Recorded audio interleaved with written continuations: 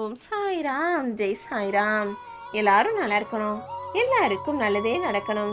அன்பு குழந்தையே, தடைகளை தட்டி கழிச்சு தாண்டி போறதை காட்டிலும் அதை தகர்த்தெறிந்து தூக்கி போடுவதுதானே புத்திசாலித்தனம்.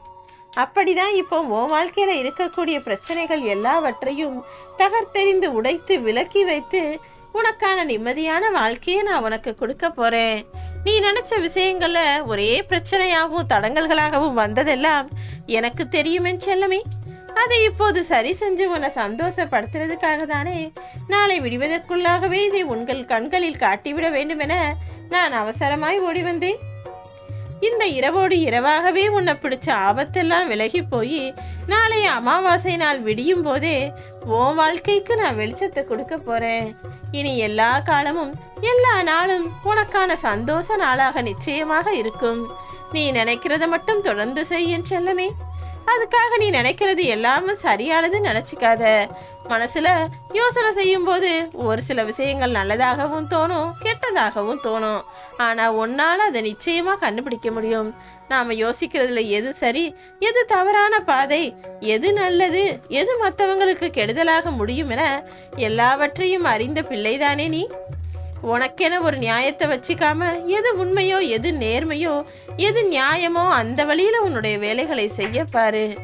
உண்மைங்கிறது வெளியில இருக்கக்கூடிய ஏதோ ஒரு விஷயத்தை கண்டுபிடிப்பது கிடையாது.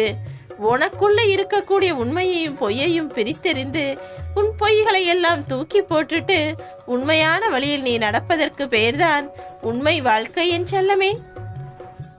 நீ நினைக்கிறது போல நிச்சயமா ஒரு நாள் உன் வாழ்க்கை மாறதான் போகுது.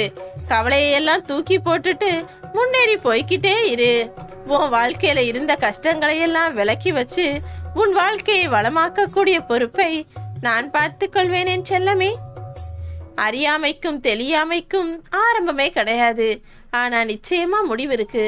மனுஷன் எப்போ மனசு குழம்பி போவான், எப்போ உடல் ஆரோக்கியமும் மன ஆரோக்கியமும் கெட்டு போகும்னு யாராலையும் சொல்ல முடியாது. ஏன்னா பார்க்கக்கூடிய விஷயங்களும் கேட்கக்கூடிய விஷயங்களும் அப்படித்தானே இந்த உலகத்தில் நடந்துகிட்டு இருக்கு. எது எப்படி இருந்தாலும் நீ விழிப்புணர்வோடு இருந்தீனா எல்லா பிரச்சனைகளையும் எல்லா கஷ்டங்களையும் உன்னால் சரி செஞ்சிட முடியும். உன்னை சுற்றி இருக்கக்கூடிய மனிதர்களும் உன்னை சுற்றி இருக்கக்கூடிய விஷயங்களிலும் நடக்கக்கூடிய விஷயங்களையும் பார்த்து நீ தெளிவோடு விழிப்புணர்வோடு நடந்து கொள். அந்த தவறு உன் வாழ்க்கையிலேயோ உன் குடும்பத்திலேயோ நடந்துவிடக் கூடாது அல்லவா. எப்போதும் நீ கவனத்தோடு இருக்கணும். உன்னை சுற்றி இருக்கக்கூடிய நானும் கவனத்தோடு எல்லா விஷயங்களையும் நீ செய்யக்கூடிய எல்லா செயல்களையும் பார்த்துக்கிட்டு தான் இருக்கேன். நீ கூட ஒரு சில சமயங்கள்ல தெரிஞ்சே பாவம் செய்திருக்கிறாய். ஆனா ஒரு முறை செஞ்ச பாவத்தை மறுபடியும் செய்யாத விதத்தில் உன் மனதை நெறிப்படுத்திக் கொள்ளின் செல்லமே. வாழ்க்கையின் அடிப்படையே அன்போடு பழகுவதும் இரக்கத்தோடு நடந்து கொள்வதும் தானே. எல்லா உயிர்களிடத்திலும் அன்பையும் இரக்கத்தையும் கொடு. அது நிச்சயமா உனக்கான முன்னேற்றத்தை கொடுப்பதோடு மட்டுமல்லாமல் எந்த கஷ்டமோ துன்பமோ உன்னை நெருங்காமல் உனக்கான நன்மைகளை கொடுக்கும் என்பதை புரிந்து கொள்ளின் செல்லமே. உன் எண்ணத்தாலும் நீ பேசக்கூடிய வார்த்தைகளாலும் நீ செய்யக்கூடிய செயல்களாலும் நல்லதை மட்டுமே நீ தேர்ந்தெடுத்தா போதும். உயர்ந்த உன்னதமான மனிதனாக நீ மாறிவிடுவாய். சரியோ தவறோ நீ வாழக்கூடிய வாழ்க்கையை உனக்கு பிடிச்ச மாதிரி மனசாட்சிப்படி வாழப்பாரு.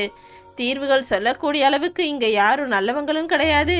அவங்ககிட்ட போய் தீர்வுகள் கேட்கக்கூடிய அளவுக்கு நீ தெளிவில்லாத பிள்ளையும் கிடையாது. யார் என்ன வேணா சொல்லிட்டு போகட்டும்னு உன் வாழ்க்கையில் நீ எடுக்கக்கூடிய முடிவுகளை தெளிவாக எடுக்க பழகு.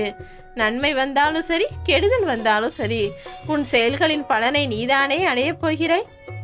எல்லா மனிதர்களுக்கும் இப்படிதான் விதி எழுதப்பட்டிருக்கிறது. அவரவர் வாழ்க்கையில அவங்கவங்க சந்தோஷமா வாழ்றதும் கஷ்டப்படுறதும் அவரவர் தலைவிதி. அவர்கள் தானே அந்த வாழ்க்கையை தேர்ந்தெடுத்திருக்கிறார்கள். ஒரு சிலரோட செயல் உனக்கு பிடிக்கல, அவங்க செய்யறதெல்லாம் உனக்கு எரிச்சலையும் கோபத்தையும் உண்டாக்குதுன்னா அவர்களிடம் போய் கோபப்பட்டு பேசி வாக்குவாதம் செய்யாமல் அவர்களுடைய பேசுவதற்கே நீ முக்கியத்துவத்தை குறைச்சிக்கோ. அவர்களை விட்டு விலகி போவதுதான் உன் வாழ்க்கைக்கு சரியானதாக இருக்கும். எந்த ஆபத்தும் உன்னை நெருங்காமல் உன் சாயப்பா நான் பாதுகாத்துக் கொள்கிறேன். ஓம் சாய்ராம்.